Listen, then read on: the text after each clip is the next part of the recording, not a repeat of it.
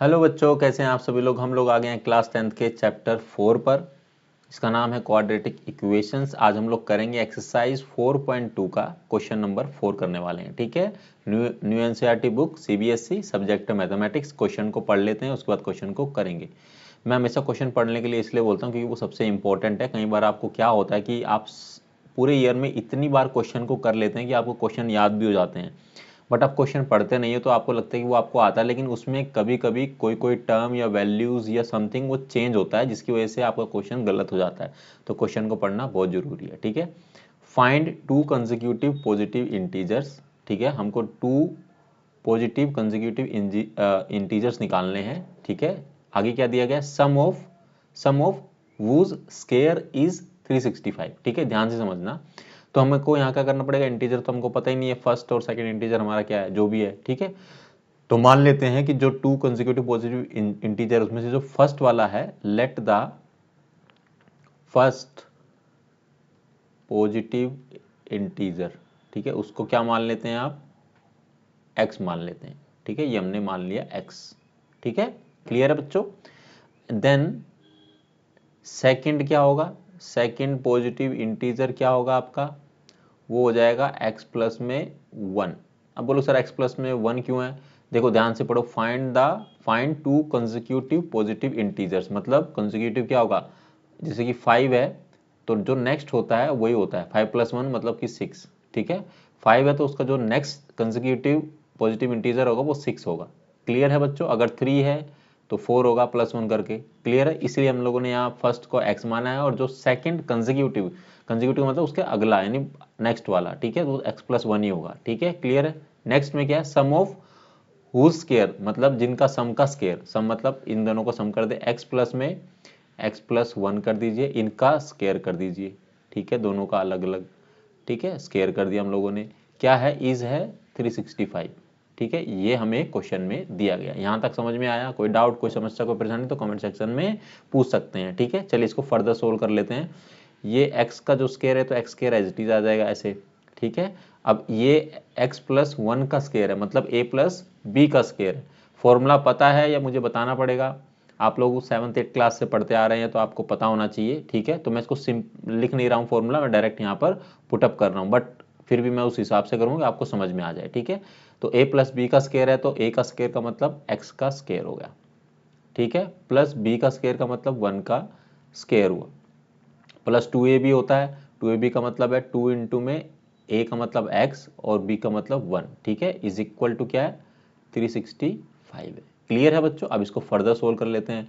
तो ये x square तो एज इट इज रहेगा, प्लस में x का स्केयर हो जाएगा तो ये हो जाएगा x का स्केयर, 1 का स्केयर 1 होता है, प्लस 2 इंटू में x इंटू में 1 तो ये 2x रहेगा, इज इक्वल टू 365, ये एज इट इज रहेगा।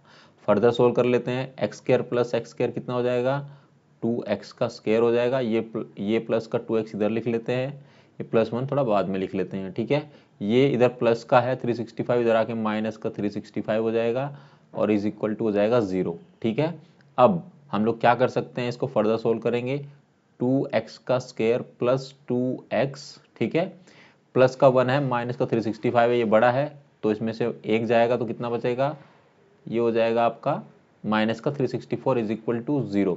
इस इक्वेशन को भी सोल्व किया जा सकता है, बट ध्यान से देखो, यहाँ पर 2 है, यहाँ पर भी 2 है और ये भी 2 से डिवाइड हो सकता है। ठीक है, मतलब यहाँ से हम लोग 2 कॉमन ले सकते हैं, इस पूरे में से हम लोग 2 को कॉमन ले लेते हैं टू मेक इट सिंपलर, मतलब 2 इस इक्वेशन को सिंपलर बनाने के लिए, सिंपल बनाने के लिए हम लोग ये कर रहे हैं। ठीक है, प्लस का 2, ये प्लस का x बचेगा।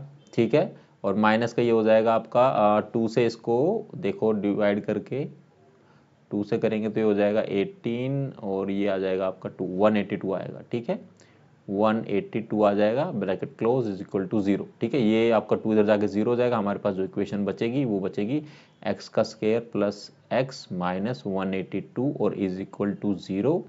अब हम लोगों को, आपको पता ही होता है कि ये बीच वाला जो पार्ट है इसको इस तरह से हम डिवाइड करते हैं प्लस माइनस करके, हमको सेम वैल्यू मिलनी चाहिए, बट उसके लिए क्या करते हैं हम लोग, जो एक्स स्केयर के साथ जो भी कोफिशिएंट होता है, ठीक है, जैसे कि यहाँ पर कुछ नहीं है तो हम 1 मानेंगे। ठीक है, उसको मल्टीप्लाई करते हैं किससे, सी वैल्यू, जो सी वैल्यू होती है, ठीक है, मतलब ये वाली लास्ट वाली कांस्टेंट टर्म जो होती है उससे मल्टीप्लाई करेंगे। तो ये कितना है, 182 है, ठीक है, माइनस का 182 है वैसे तो, लेकिन आप इसको ऐसे लिख सकते हैं, ठीक है। तो ये इंटू मल्टीप्लाई करेंगे तो कितना आएगा, 182 आ गया। इसको फर्दर इसके फैक्टर्स निकाल लेते हैं।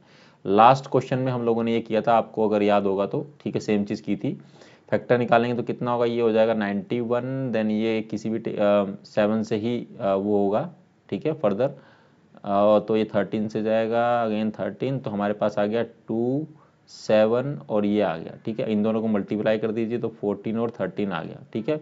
इसको प्लस माइनस करने के बाद हमारे पास ये वैल्यू आना चाहिए, मतलब हम इसको, ये तो पॉजिटिव रहने दे, इसको माइनस कर देते हैं इस तरह से, ठीक है, मतलब ये प्लस में रहेगा, ये माइनस में रहेगा, इस तरह से। तो हमारे पास जो लास्ट में वैल्यू है 1 ही बचेगा। यहाँ पर भी सेम x है, तो यहाँ पर लिखेंगे x का स्क्वायर प्लस का 14x माइनस का 13x और माइनस का 182, ठीक है, इज इक्वल टू कितना हो गया, 0 हो गया। अब ये दो जो फर्स्ट टू टर्म है, ये लास्ट की जो टू टर्म है, यहाँ से जो कॉमन आता है उसको कॉमन लेंगे, फिर बाद में हम लोग सेम चीज़ इस लास्ट की जो टू टर्म्स है उसके साथ भी करेंगे। चलिए रेस्ट वाला पार्ट मैं यहाँ कर देता हूँ। तो यहाँ से शुरू करते हैं, हमने यहाँ से x कॉमन ले लिया इस वाले पार्ट में से, ठीक है। तो अंदर बचेगा हमारे पास x प्लस का 14 बचेगा हमारे पास, ब्रैकेट क्लोज।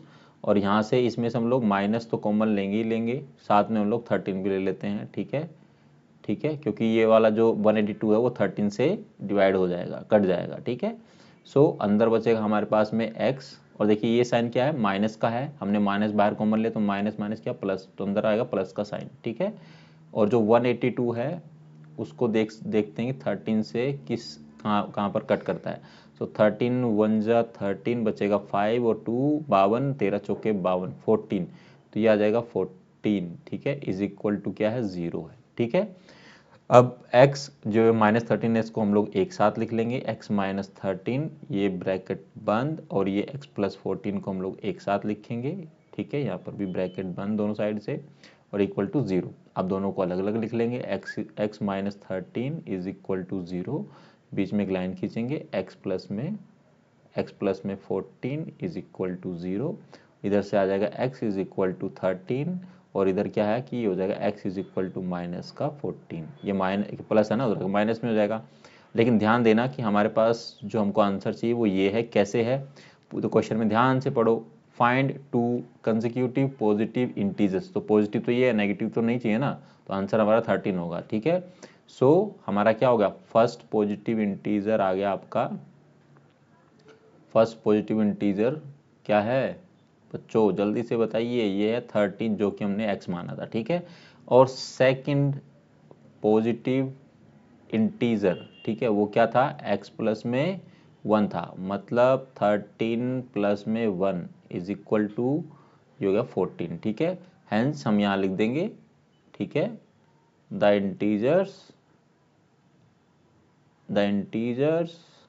आर 13 एंड 14, ठीक है। यहाँ पर hence the two integers are 13 and two consecutive integers are 13 and 14, ये आप लिख सकते हैं बहुत सारे वेज में, आप अपने तरीके से इसको आंसर को लास्ट में मेंशन कर सकते हैं, ठीक है। यहाँ पर एक क्वेश्चन क्या होता है बच्चों, समाप्त होता है। अगर इस वाले पार्ट में, इस वाले क्वेश्चन में बेसिकली कोई भी क्वेरी है, कोई समस्या, कोई परेशानी, तो आप कमेंट सेक्शन में पूछ सकते हैं। कोई बात करना चाहते हैं, कोई पर्टिकुलर क्वेश्चन है आपका पूरे 10th क्लास में से कि सर इस क्वेश्चन में डाउट है, ये करा दीजिए, तो मैं डेफिनेटली, आप मुझसे कनेक्ट करेंगे तो मैं आपको वो क्वेश्चन सोल्व करके और स्क्रीनशॉट लेके आपको पर्सनली भेज भी सकता हूँ, नो डाउट, ठीक है। और आपके एग्ज़ाम बहुत पास आने वाले हैं, नियरली 1 मंथ बचा है, फरवरी में एग्ज़ाम स्टार्ट है, ठीक है। आप अच्छे से प्रिपेयर करें अपने आप को, और मिलेंगे आपसे अगली वीडियो में जिसमें हम लोग क्वेश्चन नंबर 5 करेंगे। तब तक आप लोग अपना ख्याल रखिएगा। और एक लास्ट बात कि प्लीज़ अगर आप मेरी वीडियो को पहली बार देख रहे हैं तो प्लीज़ चैनल को सब्सक्राइब करें, वीडियो को ज़्यादा से ज़्यादा अपने दोस्तों के साथ शेयर करें ताकि उनकी हेल्प हो सके। वीडियो कैसी लगी ये ज़रूर बताइए, और वीडियो को लाइक ज़रूर करें, ठीक है। चलिए अपना ख्याल रखना, thank you very very much.